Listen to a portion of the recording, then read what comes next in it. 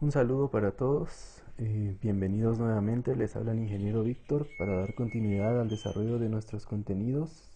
En la clase de hoy estaremos abordando las leyes del movimiento, también conocidas en muchas bibliografías como leyes de Newton, ya que Isaac Newton fue el que analizó el movimiento de los cuerpos para fundamentar las tres leyes básicas del movimiento conocidas en la actualidad, que todavía se utilizan o tienen diversas aplicaciones en muchas disciplinas. Tal y como les había comentado en clases anteriores, las leyes del movimiento, como su nombre lo indica, establecen la relación que existe entre el movimiento rectilíneo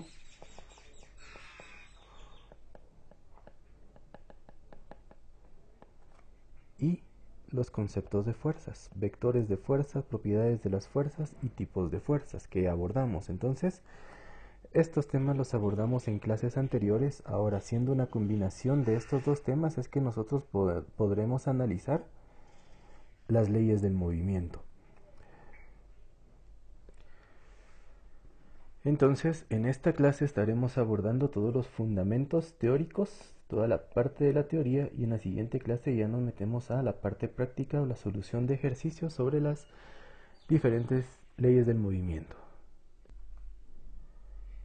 Para dar inicio entonces, haciendo una breve reseña de por qué se conocen estas leyes también como leyes de Newton, como les mencionaba, es porque Isaac Newton allá por el año 1642 realizó varias observaciones entre el movimiento, los cuerpos, las masas y las fuerzas que actúan en pares.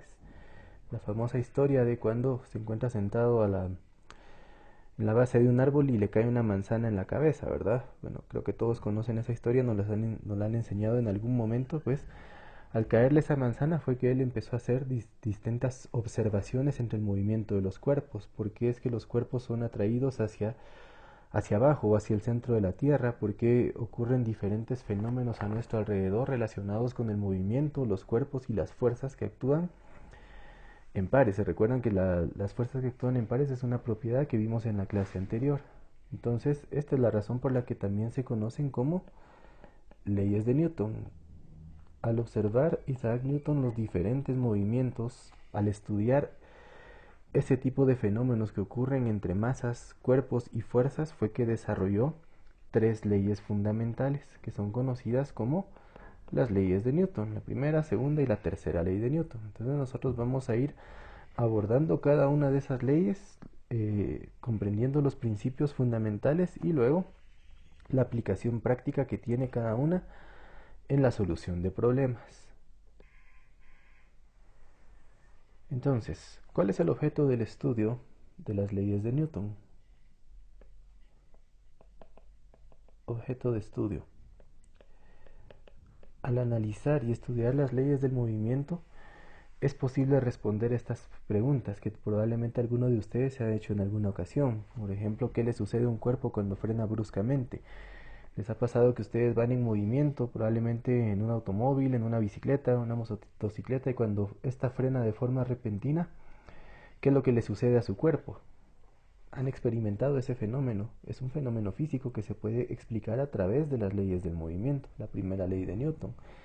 ¿Por qué es necesario utilizar los cinturones de seguridad en los automóviles? Entonces, cuando un automóvil frena bruscamente, la persona que va dentro del automóvil pero que no es parte del sistema de la masa del automóvil tiende a continuar su movimiento. Entonces ahí nosotros podemos ir deduciendo que un cuerpo que está en movimiento tiende a seguir en movimiento a menos que una fuerza externa lo detenga. Entonces ese es un principio que responde a las leyes del movimiento. El otro ejemplo que les dije anteriormente, porque una fruta cae de un árbol cuando ya no es sostenida por la rama. Bueno, ese es un principio que también explican las leyes del movimiento. Entonces todos estos son fenómenos físicos que ocurren a nuestro alrededor y que algunas veces puede que nos dé curiosidad saber por qué es que ocurren. Entonces, para poder explicar por qué ocurren estos fenómenos es necesario el estudio de las leyes del movimiento. Y como les mencionaba, para poder estudiar las leyes del movimiento tenemos que tener claros todos los conceptos de vectores de fuerza, así como los conceptos de movimiento rectilíneo que aprendimos ya hace algunas clases. Entonces acá no solo estas preguntas, ¿verdad? Ustedes pueden estar pensando ahí en alguna otra pregunta que se les ocurra eh, sobre algún fenómeno físico que ocurre a su alrededor, por ejemplo, un ejemplo que mencionábamos, por qué cuando nos frotamos las manos con una velocidad relativamente alta empezamos a sentir calor, por qué cuando caminamos sobre el piso de nuestra casa, cuando el piso está seco, podemos caminar normal, pero si el piso está mojado, ahí ya es difícil caminar, nos resbalamos bastante. Bueno, pues esos son fenómenos que involucran la fuerza de fricción. Y la fuerza de fricción también se puede analizar dentro de las leyes del movimiento, ya que para que exista fricción tiene que haber movimiento en algunos casos. Entonces es otro fenómeno físico que es objeto de estudio de las leyes del movimiento. Y así, de esta manera podemos encontrar diferentes preguntas sobre fenómenos que ocurren en nuestro alrededor, pero que es posible explicarlos a través del estudio de las leyes del movimiento, que es lo que vamos a hacer a continuación. Entonces, para empezar tenemos la primera ley de Newton. También se conoce como ley de la inercia. Ya vamos a estudiar este concepto en un momento. Pero veamos la definición. Vean acá el concepto, dice, un cuerpo en reposo tiende a permanecer en reposo y un cuerpo en movimiento tiende a permanecer en movimiento rectilíneo con velocidad constante distinta de cero a menos que sobre él actúe una fuerza resultante distinta de cero. ¿Qué significa esto? Un cuerpo en reposo. Si nosotros sobre la mesa del comedor dejamos un vaso con agua, ¿sí? Este vaso se encuentra en un estado de reposo y nunca va a cambiar ese estado de reposo a menos que una fuerza externa, que puede ser la fuerza de una persona cuando toma el vaso y lo levanta, o una fuerza horizontal de una persona que empuja el vaso y lo desliza sobre la mesa. Pero si estas fuerzas no existieran, entonces el vaso se quedaría en esa posición de forma indefinida, ¿sí? A eso se refiere esto, que dice que un cuerpo en reposo tiende a permanecer en reposo. Y si un objeto está en movimiento, por ejemplo en el espacio, la luna que está orbitando alrededor de la Tierra o los planetas que orbitan alrededor del Sol se encuentran en movimiento. Ese movimiento es constante y ese movimiento siempre va a estar ahí, siempre va a permanecer a menos que alguna fuerza externa venga a hacer cambiar el estado de movimiento. Si ustedes deslizan una pelota sobre el suelo, la pelota va a permanecer en movimiento, digamos, suponiendo que no existiera la fuerza, la resistencia del aire, porque como la pelota está rodando, el aire está oponiéndose a ese movimiento y en algún momento la detiene. Pero si el aire no existiera, la pelota permanecería rodando sobre una superficie plana de forma indefinida, a menos que alguien se ponga enfrente y detenga la pelota. ¿Sí? Entonces a esto se le llama una fuerza externa que cambia el estado de movimiento. Entonces, básicamente, esta es la primera ley de Newton. Un cuerpo que está en reposo tiende a permanecer en reposo y un cuerpo que está en movimiento tiende a permanecer en movimiento a menos que una fuerza resultante los obligue a cambiar ese estado de movimiento. Ahora, ¿por qué se conoce como ley de la inercia? Lo que les decíamos, ¿verdad? Una persona que viene en su bicicleta normal, viene manejando normal, pero de repente choca con algún objeto sólido que no se puede mover, la bicicleta se va a quedar acá en este punto, pero la persona que no es parte del sistema de la masa de la bicicleta va a tratar de conservar su movimiento hacia adelante. Entonces la persona sale volando prácticamente, ¿verdad? Entonces a eso se le llama inercia. La inercia que trae la persona la obliga a conservar su estado de movimiento, ¿sí? Acá está. Este futbolista está pateando la pelota y el portero la detiene. Si la pelota va suave, entonces el portero no tiene mayor dificultad, pero si la pelota va con mucha fuerza, el portero siente la fuerza de la pelota en sus manos, porque la pelota trae bastante inercia, ¿sí? Entonces, a mayor velocidad, mayor es la inercia. Igual, si la masa es mayor, la inercia también va a ser mayor, ¿sí? Pero la inercia es el, la conservación del movimiento, ¿sí? La necesidad que todo objeto tiene de conservar su estado de movimiento, ya sea el estado de reposo o el estado de movimiento. Entonces, definiendo un poquito más formal el concepto de inercia, entendemos que cualquier cuerpo que tenga masa, ya que es materia, va a poseer inercia.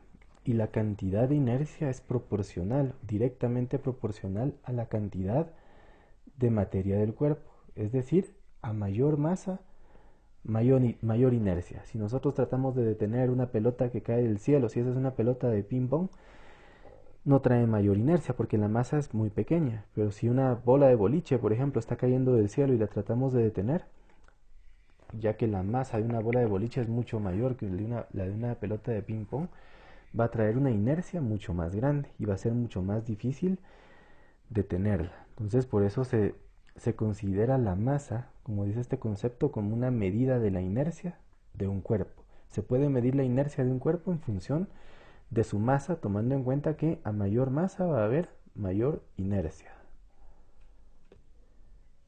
Tomando en cuenta eso, entonces es importante que definamos la masa. Ya habíamos hablado sobre la masa en clases anteriores, cuando empezamos a ver magnitudes físicas.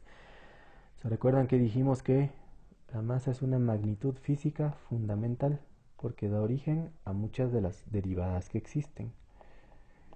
Pero acá vamos a definir cómo la masa se puede considerar como la cantidad de materia que existe en un cuerpo. Entonces, debido a eso, podemos decir que la masa también se considera como la medida de la inercia de un cuerpo para reaccionar a cualquier esfuerzo que se haga para impulsarlo, detenerlo o cambiar de alguna forma su estado de movimiento. ¿Sí? ¿Qué significa eso?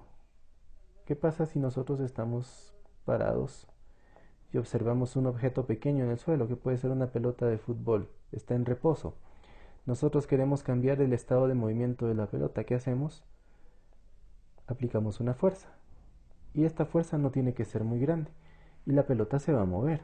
¿Por qué? ¿Por qué pasa eso? ¿Por qué lo podemos mover con bastante facilidad? Porque la inercia es pequeña. Pero imaginémonos ahora que hay otra pelota de fútbol, pero que está llena de arena. ¿Sí? En su interior tiene arena, la llenaron de arena. ¿Será que la fuerza que necesitamos para mover esta pelota es la misma que si estuviera vacía, solo con aire? No, la fuerza tiene que ser mayor. ¿Por qué tiene que ser mayor? Porque la masa de la pelota está aumentando, porque ahora tiene arena también. Entonces, a mayor masa hay mayor inercia, y cuando hay mayor inercia es más difícil cambiar el estado de movimiento del cuerpo. ¿Sí? Eso es entonces en sí la primera ley de Newton. Por eso se le llama ley de la inercia también. Otro aspecto importante a tomar dentro de la primera ley de Newton, que también está relacionado con la masa, es el peso. ¿Sí? En clases anteriores también llegamos a definir que el peso es una magnitud física derivada. ¿Sí? El peso en sí es una fuerza, se considera como una fuerza de atracción hacia el centro de la Tierra. Aquí es donde entra el concepto de gravedad. Debido a que existe la gravedad, entonces todos los objetos que tienen masa son atraídos hacia el centro de la Tierra. Y esa relación que existe entre la gravedad y la fuerza de atracción es la que se conoce como peso. El peso de un objeto entonces es proporcional a la fuerza de atracción hacia el centro de la Tierra. Como bien sabemos, en la Tierra hay un valor constante para la gravedad, que nosotros lo tomamos como 9.8 metros por segundo al cuadrado. Pero ese es el valor para la Tierra. Cuando un objeto, como un satélite, en este caso la Luna, tiene una masa mucho más pequeña que la Tierra, la gravedad va a ser más pequeña. ¿Sí? La gravedad en la Luna es menor que la gravedad en la Tierra, debido a que la masa de la Luna es mucho más pequeña que la masa de la Tierra. Entonces, por ejemplo, una persona que en la Tierra tiene una masa de 120 kilogramos, en la Luna va a tener un peso aproximado de 1200 newtons. ¿Sí? perdón, en la Tierra va a tener un peso aproximado de 1200 newtons, pero en la Luna una persona con esa misma masa va a tener un peso mucho más pequeño. ¿Por qué? Porque la gravedad en la Luna es más pequeña en magnitud. Entonces, si ustedes acá en la Tierra pesan, por ejemplo, unas 130 libras, en la Luna van a pesar mucho menos, van a pesar tal vez unas 40 o qué sé yo, unas 45 libras, ¿sí? Porque la fuerza de atracción en la Luna es mucho más pequeña. Sin embargo, ustedes van a tener la misma masa. La masa que tenemos en la Tierra va a ser la misma que se tiene en la Luna. Lo que va a cambiar es el peso, pero porque está relacionado con la fuerza de gravedad. Entonces, es importante. Probablemente vamos a hacer un ejercicio más adelante sobre esto, ¿verdad? Sobre averiguar cuál es la fuerza de gravedad en la Luna. Bien. Acá vean la gráfica que está del lado derecho en la pantalla. Algo que está relacionado también con la masa y el volumen. Un concepto que es la densidad. ¿Sí? Que es la relación, es una magnitud física que relaciona la masa con el volumen. ¿Sí? El volumen es el espacio que ocupa un cuerpo, hablando de geometría. Entonces vean acá, hay dos cilindros que tienen el mismo volumen, es decir, ocupan el mismo espacio. Pero si esos dos cilindros se ponen, uno en una balanza marca 2 kilogramos y en la otra marca 4 kilogramos. ¿Por qué? Si ocupan el mismo volumen, ¿marcan lecturas diferentes en la balanza? Bueno, la respuesta es simple, por la densidad. Uno es más denso que el otro, ¿sí? Y la densidad está relacionada con el material. Pueden tener la misma masa, pueden tener el mismo volumen, pero densidad diferente por el tipo de material. Por ejemplo, un cilindro de madera va a pesar más que un cilindro de concreto. Si ustedes tienen en sus manos una esfera de goma, de esas que sirven para hacer ejercicios, esa no pesa mucho, pero si obtienen una esfera con el mismo tamaño, pero que sea de metal, de acero, por ejemplo, esa va a pesar mucho más, aunque tengan las mismas medidas, porque esa relación se da por la densidad de los objetos. Es más denso el concreto que la madera, es más denso el metal que la goma. Entonces no necesariamente objetos que tengan el mismo volumen van a pesar lo mismo. Va a depender del tipo de material y las características físico-químicas del material para determinar la densidad del mismo. Bien, estos son los conceptos. Todos estos conceptos es importante que vayan tomando nota, ¿verdad? Porque son los que nos van a servir para el análisis de la primera ley de Newton. Bueno, entonces para este tema vamos a ir creando un formulario. La primera ley de Newton, como bien dijimos, para su análisis necesitamos equilibrio de fuerzas. ¿Se recuerdan del concepto de equilibrio de fuerzas? Es cuando las fuerzas se contrarrestan. Entonces, por ejemplo, si un objeto está en reposo, el ejemplo del vaso sobre la mesa, va a permanecer en reposo a menos que una fuerza externa lo obligue a cambiar el estado de movimiento. Pero si el vaso está sobre la mesa, viene una persona y lo empuja en esta dirección, pero viene otra persona del otro lado y lo empuja en la dirección contraria, con una fuerza con igual magnitud pero dirección contraria. ¿Qué va a pasar con el vaso? Se va a quedar ahí, va a permanecer en reposo. Eso significa que hay equilibrio y se sigue conservando la primera ley de Newton. Entonces, lo mismo pasa con un objeto en movimiento. Si la pelota está rodando sobre el suelo en esta dirección y viene alguien a empujarla, pero otra persona aplica la misma fuerza de este lado, la pelota va a seguir rodando con la misma velocidad, porque las dos fuerzas se están anulando, ¿sí? Entonces, el estado de movimiento se conserva. Eso pasa cuando un automóvil va,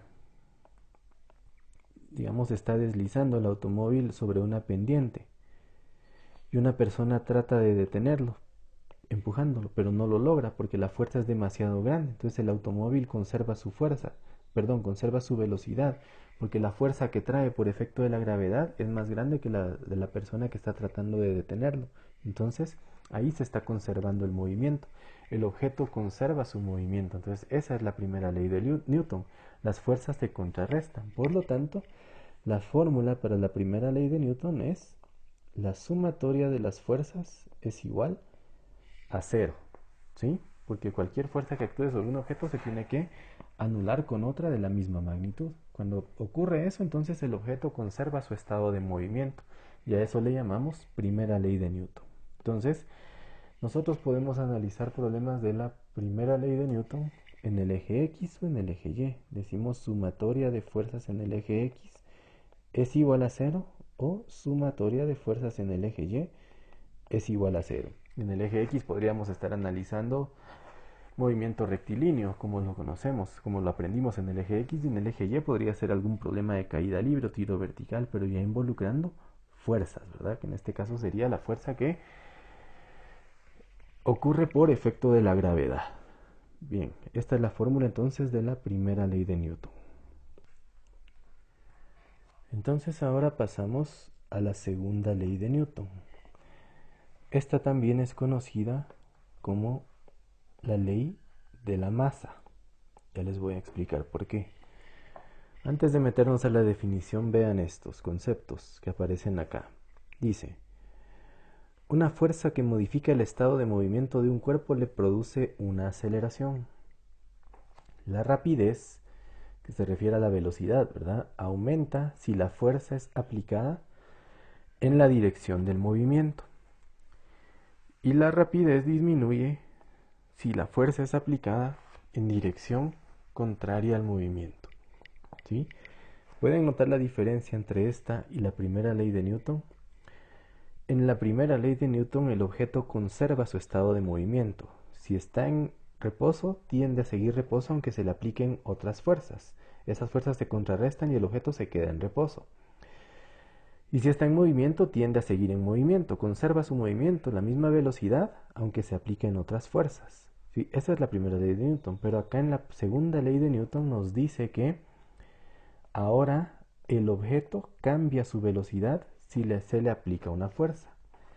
Puede que la aumente o puede que la disminuya, dependiendo de la dirección de la fuerza.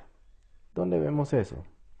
Imagínense que ustedes ven a una persona en la calle que va en bicicleta. Sí, una persona va en bicicleta. Aquí la dibujé más o menos. Así rápido, ¿verdad? Entonces ustedes ven a esta persona se está desplazando con una velocidad inicial. Ustedes ven a esa persona y empiezan a correr en esta dirección y la empujan. ¿Sí? Le dan un empujón porque ven que va muy despacio. Entonces quieren que vaya más rápido. Entonces, ¿qué es lo que va a pasar? Si ustedes le dan un empujón y la persona no presiona los frenos de la bicicleta, va a aumentar la velocidad. ¿Sí? Aumenta velocidad si ustedes le dan un empujón. Entonces, ahí no se contrarrestan las fuerzas, porque ustedes aplican una fuerza en la dirección del movimiento y esa fuerza provoca que la persona aumente su velocidad, la persona que va en bicicleta. Entonces, aquí dice el concepto, la rapidez aumenta si la fuerza es aplicada en la dirección del movimiento. La persona empieza a ir más rápido. Pero ¿qué pasa si acá de este lado hay otra persona esperando? Que esta persona se da cuenta que viene muy rápido pero no trae frenos, entonces la quiere detener. Entonces para detenerla tiene que aplicar una fuerza. Pero puede que al aplicar esa fuerza no sea suficiente, ¿sí?, para detenerla. No es suficiente la fuerza, pero sí hace que disminuya la velocidad, empieza a frenar. Esta persona le ayuda a detenerse, pero no se detiene de golpe, sino que la velocidad va disminuyendo poco a poco hasta que llega al reposo. Entonces vean qué es lo que pasa acá. La fuerza es contraria a la dirección del movimiento, entonces disminuye la velocidad. ¿Sí? Entonces ese es el concepto que aparece acá arriba. La rapidez disminuye si la fuerza es aplicada en dirección contraria al movimiento. Este tipo de fenómenos son los que corresponden a la segunda ley de Newton. ¿Sí? Se le aplica una fuerza a un cuerpo, ya sea que esté en reposo, en movimiento o en movimiento, y el cuerpo va a aumentar o disminuir su velocidad, y eso va a depender de la masa del objeto. Si esta bicicleta más esta persona tienen una masa muy grande, va a ser muy difícil detenerlas. Va a ser muy difícil también que aumenten la velocidad. Pero si son de una masa pequeña, considerablemente pequeña, por ejemplo una bicicleta pequeña con un niño, ahí va a ser más fácil empujarlo para que aumente la velocidad y va a ser más fácil detenerlo también. Entonces por eso se llama ley de la masa, porque el movimiento involucrado y la fuerza dependen de la masa. Entonces, la definición de la segunda ley de Newton, el concepto, dice: la aceleración de un cuerpo es directamente proporcional a la fuerza neta que actúa sobre él e inversamente proporcional a su masa y tiene la dirección de la fuerza neta. ¿Sí? Esta es la segunda ley de Newton. Analizándolo de otra manera, entonces decimos que fuerza es igual a masa por aceleración. O en este caso lo podemos dejar en función de la masa. Masa es igual a fuerza partido aceleración. Eso significa entonces que la aceleración es inversamente proporcional a la masa. Si la masa es más grande, la aceleración va a ser más pequeña. A eso se le llama inversamente proporcional. Mayor masa implica menor aceleración cuando queremos mover un objeto. Y cuando lo relacionamos con la fuerza, dice el concepto que es directamente proporcional. Entonces eso significa que a mayor fuerza,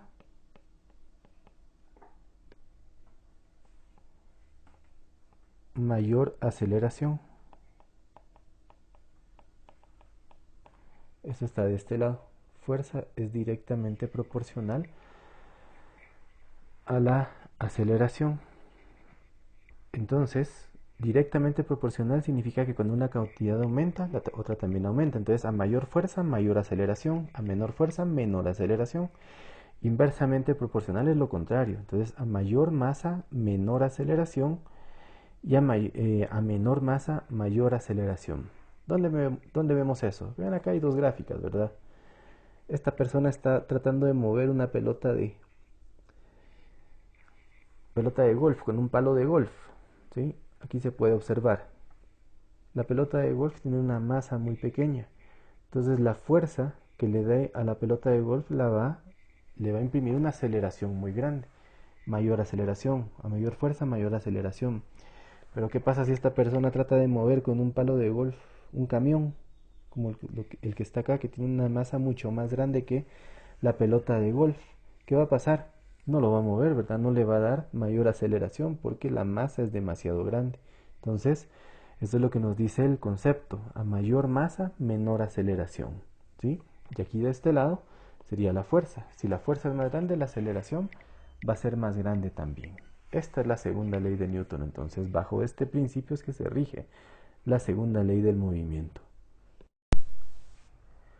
Entonces, para comprender mejor estos conceptos, solo debemos repasar lo que acabamos de ver sobre masa, peso y los conceptos que aprendimos en movimiento rectilíneo, como velocidad, aceleración, tiempo, posición, etcétera, analizándolos con todas las ecuaciones cinemáticas, ¿verdad? Eso es lo que necesitamos conocer previamente para comprender la aplicación práctica de la segunda ley de Newton. Dentro de nuestro formulario, entonces, para la segunda ley de Newton, aquí ya no hay equilibrio de fuerzas, porque una fuerza puede aumentar o disminuir la velocidad de un objeto en cualquiera que sea su estado de movimiento, reposo o movimiento en sí.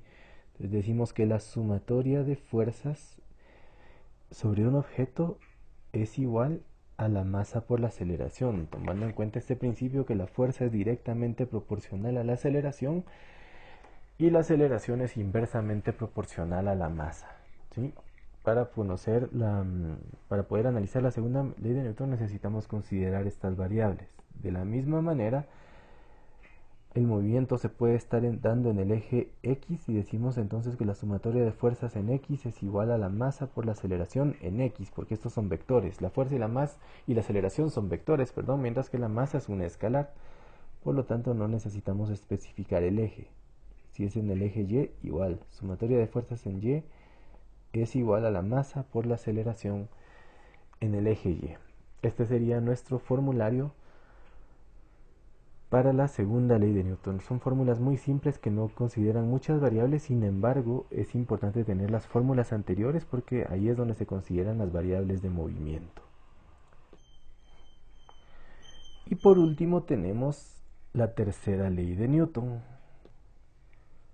Esta también se conoce como la ley de acción y reacción, que esta es una propiedad que ya vimos en la clase anterior, entonces se les va a ser más fácil comprender, ¿verdad? La propiedad de acción y reacción. A toda fuerza de acción existe una fuerza de reacción con dirección contraria y con la misma magnitud. Esa es la tercera ley de Newton, en realidad, el principio de acción y reacción. ¿Sí? Nos dice que las fuerzas de acción y reacción actúan sobre diferentes cuerpos, nunca sobre el mismo cuerpo. Ya lo habíamos aprendido, las fuerzas siempre ocurren en pares, también lo aprendimos en la clase anterior.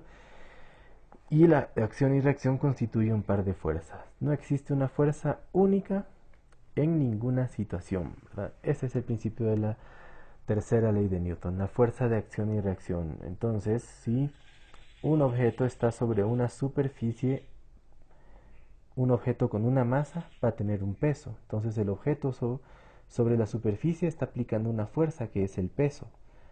Pero la superficie está reaccionando con una fuerza de igual magnitud, pero dirección contraria, y esa se le llama fuerza normal. Este es el principio de acción y reacción. Esta es la tercera ley de Newton, ¿de acuerdo?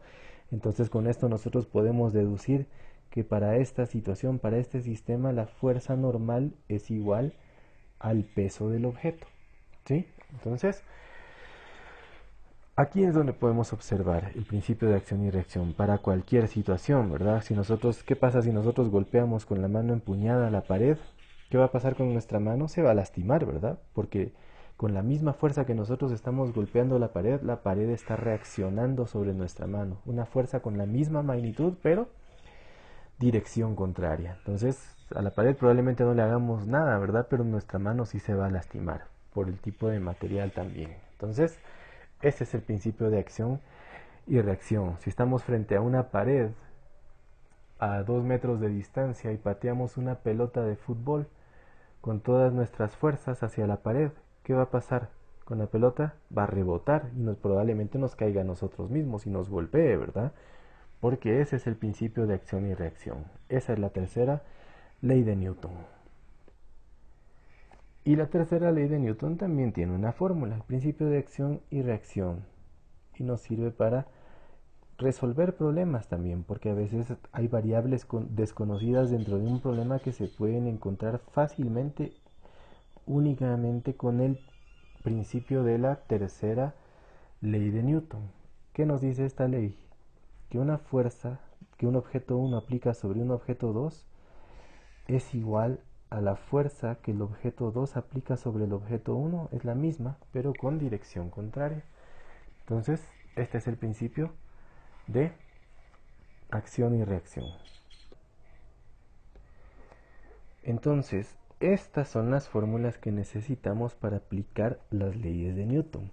Pero claro, en un problema de leyes de Newton, estas no son las únicas fórmulas que se necesitan, ya que las leyes de Newton involucran fuerza y movimiento. También vamos a necesitar el formulario de movimiento rectilíneo. Este formulario ya lo tienen. No es todo el movimiento que vimos, no tiro parabólico, movimiento circular, no, solo movimiento rectilíneo uniforme, movimiento rectilíneo uniformemente variado. Para movimiento rectilíneo uniforme es una fórmula nada más, para movimiento rectilíneo uniformemente variado son 4 fórmulas. Y caída libre, las fórmulas de caída libre que también son 4 fórmulas, ¿sí? Estas son las fórmulas que vamos a necesitar para resolver problemas de leyes de Newton, porque estas fórmulas las vamos a combinar, ¿sí? Combinamos las fórmulas de leyes de Newton con las fórmulas de movimiento. ¿Qué más necesitamos? Para el peso, ¿cómo se calcula el peso de un objeto? El peso se calcula multiplicando la masa por la gravedad, en donde la gravedad tiene un valor de 9.8 metros por segundos al cuadrado en el sistema internacional y de 32.2 pies por segundos al cuadrado en el sistema inglés. Son datos que ya conocemos, pero esta otra formulita nos va a servir también. Así calculamos el peso de un objeto, multiplicando la masa por la gravedad. Y adicionamos también las fórmulas de la fuerza de fricción. Hay dos tipos de fricción: fricción estática, fuerza de fricción estática, que se calcula como, su símbolo es este, F sub S, el coeficiente de fricción estática por la fuerza normal. ¿Sí? Estos coeficientes ya hablamos de ellos en la clase anterior, son valores adimensionales, no tienen dimensiones, están son valores entre 0 y 1 para objetos así con poca fricción como el hielo, las superficies cerámicas, etcétera, son valores cercanos a 0, y para los objetos con fricciones altas como el concreto, el adoquín, la pared, etcétera, esas son fricciones altas con valores cercanos a 1, pero no tienen dimensiones. Entonces, cuando nosotros encontramos una fuerza de fricción, la encontramos en función de la fuerza normal, y la fuerza normal está en función del peso. Por lo tanto, la fuerza de fricción nos va a dar un valor que también se mide en newtons, ¿verdad? Entonces, para la fuerza de fricción cinética, que es la fuerza que involucra movimiento, se representa con F sub K, se encuentra multiplicando el coeficiente de fricción cinética por la fuerza normal. Normalmente los coeficientes están en tablas. En cualquier libro de física ustedes van a encontrar coeficientes de fricción cinética, pero normalmente cuando yo les ponga algún ejemplo para que involucre fricción, ya sea estática o cinética, normalmente el problema proporciona ya el coeficiente de fricción. Ya nos dice cuál es el coeficiente de fricción entre las superficies para poder hacer los cálculos más fácil, ¿sí? Entonces, estas fórmulas también las vamos agregando al formulario para trabajar leyes del movimiento. También el formulario de trigonometría, porque aquí podríamos encontrar también algún problema que involucre ángulos que no estén sobre los ejes X o Y. Entonces necesitamos el formulario de trigonometría. En sí es todo el formulario que ustedes ya tienen, ¿verdad? Estos formularios ustedes ya los tienen y nos van a servir en algún momento para resolver leyes de Newton, problemas con leyes de Newton. Entonces, para finalizar con la clase de hoy, que es solo la parte teórica, les voy a dejar una pequeña tarea. Van a investigar lo que es un diagrama de cuerpo libre.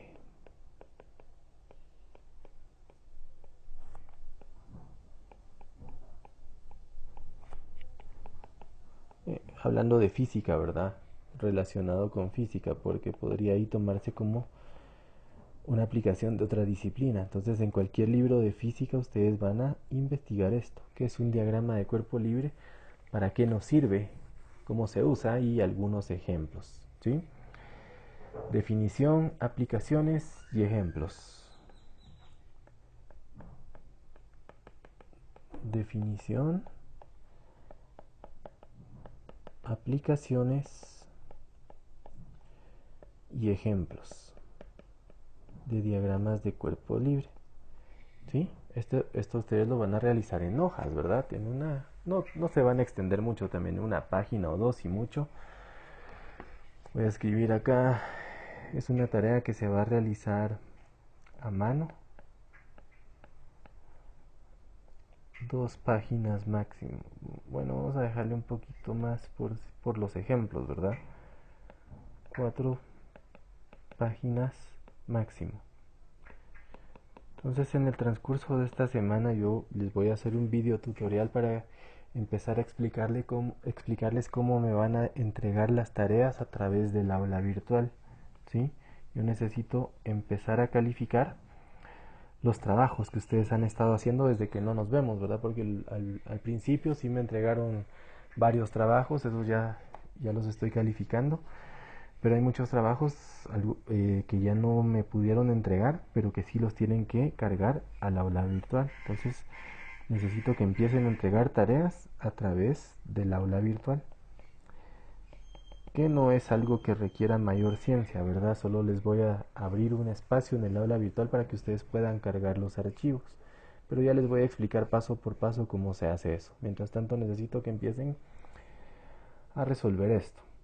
En el aula virtual ya cargué también una hoja de trabajo sobre leyes de Newton. Si ustedes han estado entrando al aula virtual, se pueden dar cuenta que en la sección de hojas de trabajo ya hay una hoja sobre leyes del movimiento. Entonces esa hoja la vamos a resolver también, pero en la siguiente clase les voy a explicar cómo resolver los ejercicios aplicando leyes de Newton en la parte práctica, ¿verdad? Entonces, como ya tomaron notas de este video, repasen eso, lean la teoría, si es necesario investiguen un poco más y ya en la siguiente clase nos metemos exclusivamente a la parte práctica, que es la solución de ejercicios de leyes del movimiento, que va a culminar con la entrega de la hoja de trabajo sobre ese tema. Entonces, por acá lo dejamos en este momento.